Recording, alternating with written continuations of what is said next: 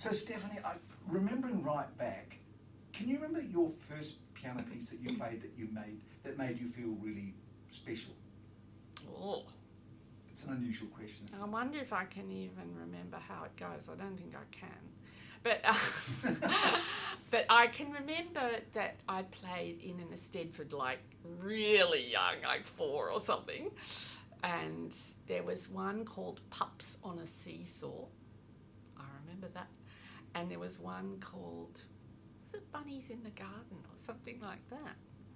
I think it was. No, I was hoping for it's all coming flooding back.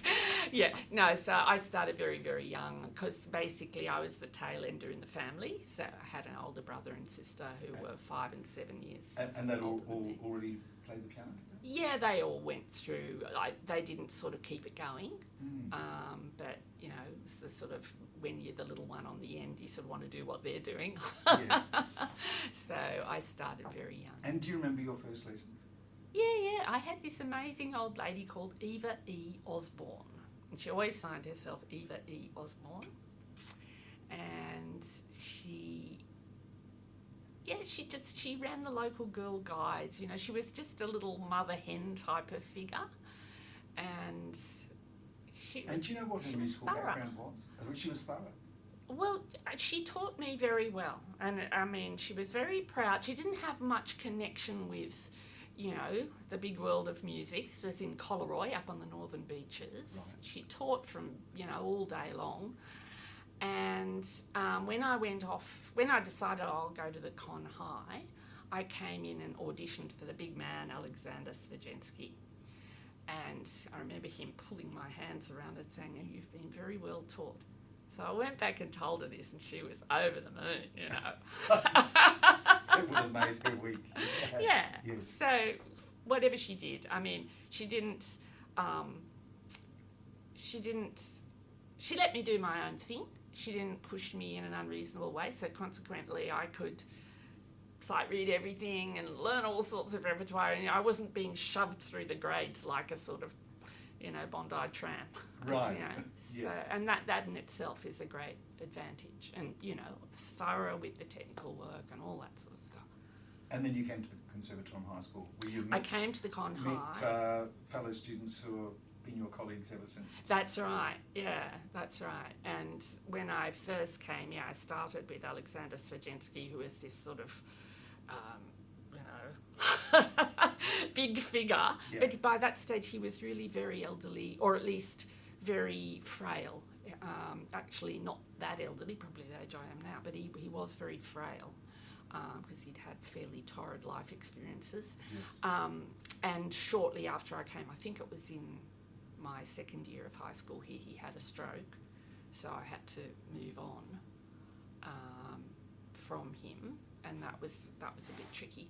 But then I went to Gordon Watson, and you know, obviously got on very well with. So tell me about the lessons with Gordon Watson. Yeah, well, he was a very larger-than-life figure also. Huge laugh, you know, a laugh you could hear along the corridor. Full of stories and passionate about French music, which I think sort of, you know, he handed on to me. I became very passionate about French music.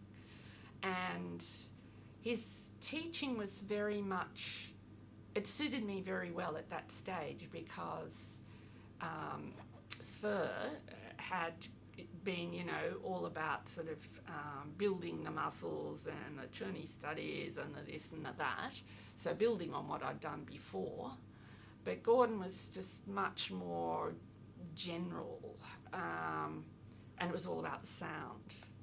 And I think that stood me in very good stead, because if you can develop your own taste and develop your own imagination in the sound, and you've got a good grounding, then, you know, the technique sort of looks after itself. But after I left the Con, I went to Ronald Smith in England, and he just had this phenomenal technique because he was Mr. Alkan. He was the man who sort of invented Alkan for the modern age. So we need to talk about Alkan. We probably need to talk about Alkan. Let's talk about Alkan right now before we get back to your Yeah. So Charles Alkan was sort of an exact contemporary of Liszt. So people often think, oh, with a funny name like that, he must be a modern composer, but he's not. It's a romantic composer, but a very different personality to Liszt. And he had mental illness during his life, and most of his life he was pretty much a recluse from about the age of 25 or so. And so when he was in this kind of very reclusive environment, he wrote these huge works, monstrously huge works, they're extremely difficult, very virtuosic works. And for himself to play? Yeah. He used to go down to the Erard showroom, and he was very tied up with the Erard pianos. This is the famous French piano. And so he also got Erard to make him a pédalier, which was it's actually in Paris in the Cité de la Musique up near the Philharmonie. It's a fantastic museum there. This huge Erard piano with a pedal board, so 2 sets of strings, right? And you sort of think, oh my God, he must have been a megalomaniac. But I think what it was he was entering into the orchestral sound world and trying to reproduce it on the piano. So a lot of his really big works reference the orchestra. So one is 4 movements are a symphony, and 3 movements are a concerto for pianists alone. Yes. So you are the soloist and the orchestra. There's an overture and so on. So really, really orchestral sounding works where he's capturing the sound of the orchestra on the piano. And when you think about what was happening in terms of how the piano was used at the early 19th century, that's a very natural thing to do in a way. People couldn't hear orchestra. I mean, there wasn't recordings and stuff like that, so people very often were playing piano duet arrangements of orchestral pieces at home and things like that in order to get to know music. So the thinking of using the piano as a kind of quasi something else in the home setting was very much, mainstream at that point. So was he, if he was a recluse, was he recognised at the time? Or yeah, so he was a child prodigy extraordinaire, unbelievable child prodigy. And by the time he was 15 or so, he was out in the salons of Paris playing alongside Chopin and Liszt. Chopin was his closest friend. Closest friends. The question was there any rivalry? Would you say friend, which is encouraging? Well, it's interesting. There was a bit of rivalry between Liszt and Alkan. Not on Alkan's part, I don't think, but Liszt apparently said that Alkan was the only person who he was nervous playing in front of. Isn't that fascinating? It is fascinating. And I think, there probably was on Alkan's part as well, actually. Clearly there was a little bit of competition for being the most amazing person around the place. When you dedicate your life and every fibre of your body into this, rivalry is going to happen, isn't it, in the music profession? Yeah. So tell me, just out of curiosity, being a practical sort of person, how did he support himself? Because I think being a recluse sounds like a terrific option, but how did he support himself? Well, so he went up through this, virtuoso salon world, and he ended up in a sort of artist colony type area of Paris. And Chopin was actually his next door neighbour. And they've close, and Georges Sand was coming in and out, and they're close friends with Delacroix, who's in the same building, and all this. It's just extraordinary when you think about it. And they all had this sort of summer retreat where they used to go, which I think belonged to Georges Sand. But anyway, I'm not sure. So there was that sort of social milieu, and Alkan taught like Chopin taught, but the people they were teaching were extremely wealthy society women. So they charged a fortune, basically Alkan and Chopin were you know, kind of buddies, teaching buddies, if you like. When Chopin died, he dedicated his, you know, like teaching, what would you call it? Not treatise, what do you call it? Method, yeah, yes. Like his little method to Alkan. Yes. And Alkan took on a lot of Chopin's old pupils, you know, it's like, yeah. I don't think he would have had any problems with the money. Oh, that's a relief, yes. So just going back, you've moved from Sydney, you've gone to England. Yeah. Where were you studying? Were you just studying privately? Yeah, Ronald Smith came out to Sydney on a couple of occasions, and we just got on very well, and I decided technically he had what I wanted.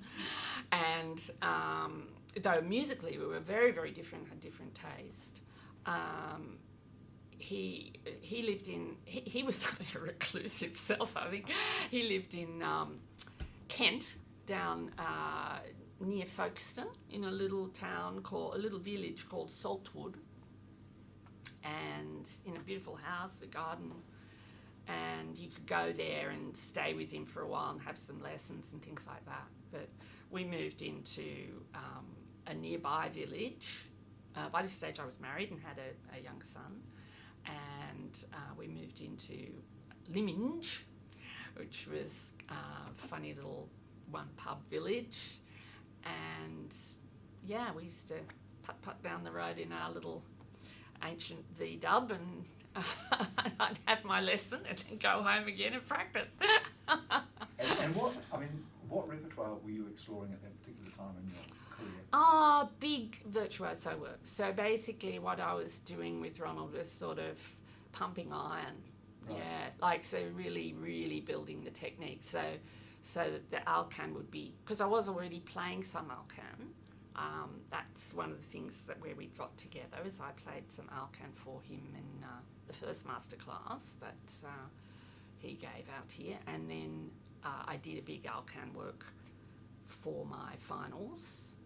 And yeah, I could get around it, but only through sheer nervous energy, and I wanted to get it so that I could do it, you know, have it ease in that level of So from this extraordinary time in your Volkswagen, where did your Volkswagen take you next? We moved. Well, we had a job in a local school in Lyminge, a very fancy school called Sibden Park, yes.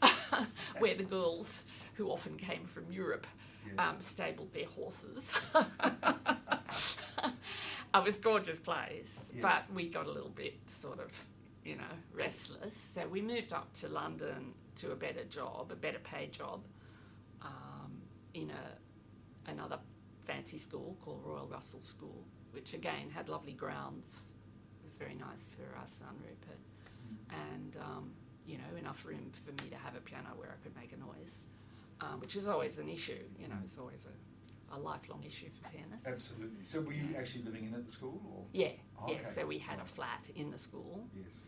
And Peter was the director of music there, so he got a lot of experience there, conducting, yes. And I was teaching piano, he was doing everything. Yes, and did you think that you would stay there forever, or did you realise? No, I don't think so, no.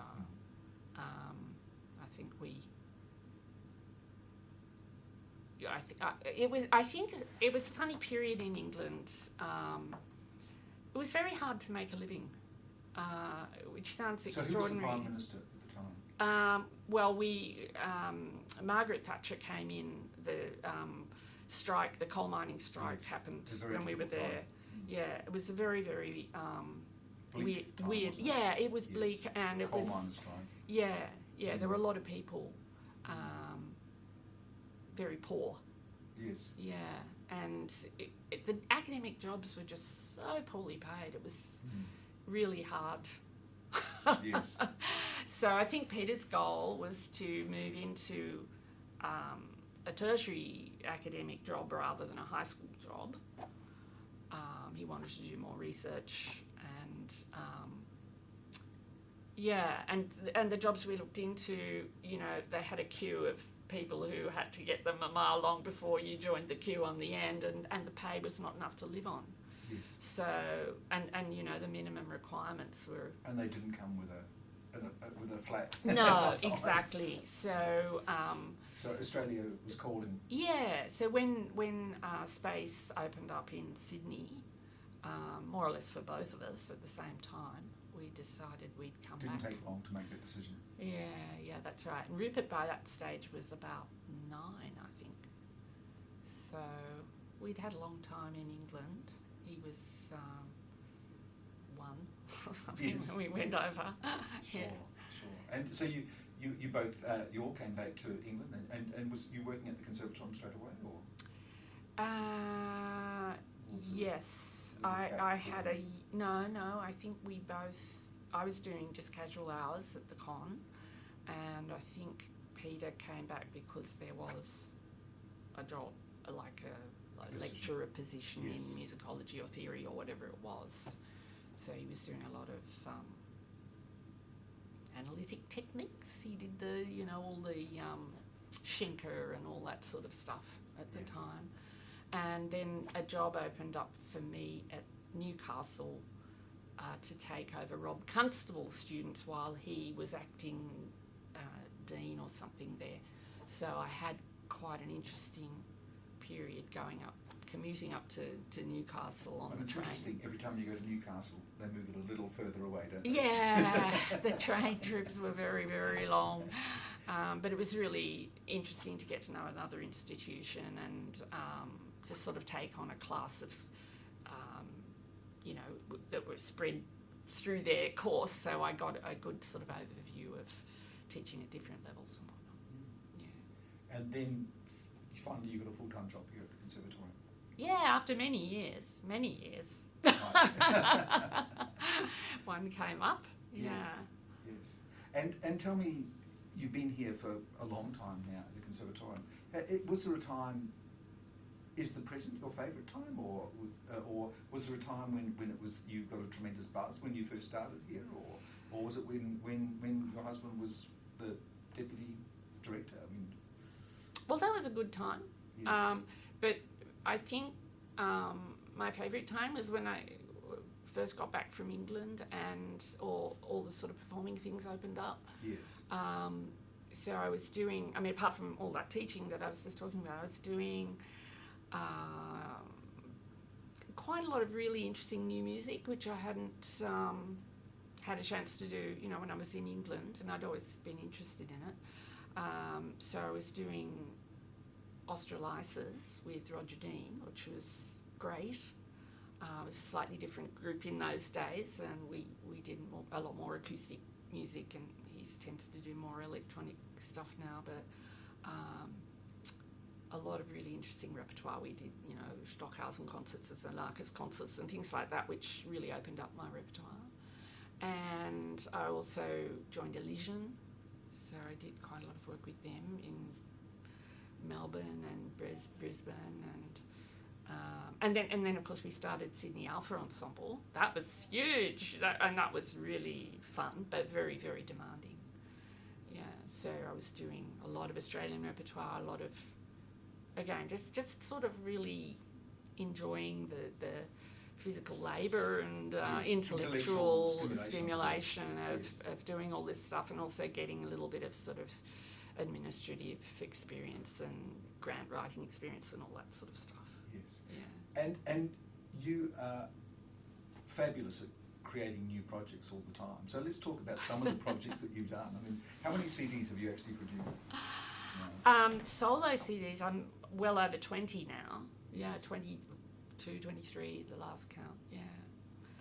But a lot of other stuff. And people often say this to me, oh, you're so good at creating projects. And when I look back on it, I say to people, actually, I just sat in my room and people rang me up. But yeah, the recording thing was really interesting. So and that was shortly after I got back from England. Yes. And I decided that, I can't remember how this works, but anyway, I decided I wanted to record all the 4 Weber piano sonatas because I passionately loved Weber, and no one else played it. You know, Gordon used to play it, but never recorded them, and I just wanted to do them, and I just thought it would be really, really cool. And I don't know why, but ABC Classics said they would do it. And not only that, they said that I could do like the 4 piano sonatas and the 3 piano concertos. Like there's 2 piano concertos and the Concertstück. And the 2 piano concertos, I don't think they'd even been recorded at that stage. They were virtually unknown, which is extraordinary, isn't it? We're talking 1986, something like that. And so I had to do the orchestral, I had to do the reduction of the orchestral parts myself. I didn't even have a Sibelius or anything. So it's fascinating. And then just as we were about to sort of go and do all this stuff, the orchestras were separated from the ABC. Yeah. And they decided that they were too chicken to do Weber piano concertos, unknown Weber piano concertos as an early project. They said, no, we've got to do, straight down the middle, really popular stuff that we know is going to sell. And so we converted the Weber project into the 4 piano sonatas and filled it had to go on 2 discs because they're quite long, and we filled it up with other Weber works. But it was a really lovely project, and I was so grateful to the ABC for kind of just like having a go at it in that way, and it was very successful. And I think before we even finished the Weber, we started another project. I think it was Illegal Harmonies. I might be getting my dates mixed up, but it was around that time. And tell me about Illegal Harmonies. So that was Andrew Ford's big radio series where he went through each decade of the 20th century and made radio programs about it. And I had gone in and done a few little illustrations for him for some of those radio programs. And then he decided to write the book, and when he wrote the book, he decided he would add a CD, and it was too expensive, obviously, to use orchestras and things like that, so he thought he'd make the CD just a piano solo CD. So we worked out repertoire for each decade of the 20th century, and made a CD to go with this book. and then after that, Sati. Well, that actually, see again, that wasn't me.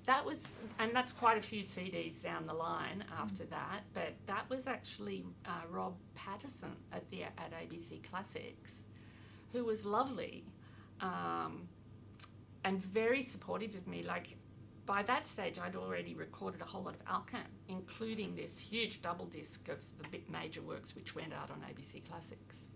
Now that was a labour of love for them. So again, I was very grateful to them. But he decided, and it was after Perfume. That's right. I remember the sequence of events now because I did the Weber. I was very grateful. Went into ABC Classics and said, look, you've done this Weber for me. I'm going to do you the most best-selling disc you've ever had. And it's going to be my very favourite French pieces, just gorgeous ones that I just, put together in a disc. And they said, okay, the first track is going to be Gymnopédie No. 1 of Satie, right? And I said, oh, okay. So I did this, and the disc became, quite... And this was called Perfume? This was Perfume. What a perfect which was, sold for Mother's Day. And just marketed really brilliantly. And it was full of the most gorgeous, yummy, romantic music with some real favourites like Clair de Lune, Pavane of Ravel and things like that, but with a whole lot of stuff that no one knew at all. So, that was a really, really lovely project and just turned out so well. And after that, of course, they were very keen for me to do stuff. And it was Rob's idea some years later, to do the Satie, because he said, Satie discs sell really, really, really well, and we haven't got an Australian one, so why don't you do it? So we worked out a Satie disc, and sure enough, it did sell really well. So yeah, I've just I've been fortunate that I've had a lot of trust placed in me, I guess, Yes. Along the line. With good reason. So and future projects? Well, so my current shtick is working with historic instruments because I got very interested in the Erard to play Alkan on, and I've now done quite a few discs in Amsterdam on these amazing Erads that a guy called Fritz Janmaat has fixed up. There's another guy who was incredibly supportive when I found him out of the blue, and he sort of said, "Oh, you play Alkan? Oh, come over." So I've been working with my beloved ex-student, Erin Helyard, who is my musical soulmate, and he and I have been duetting together now since 2014, and a lot of that has been on Erads. So yes, I was watching a wonderful video that you presented from Melbourne, which is on YouTube, where you talk about the history of the piano. Right, That's fantastic.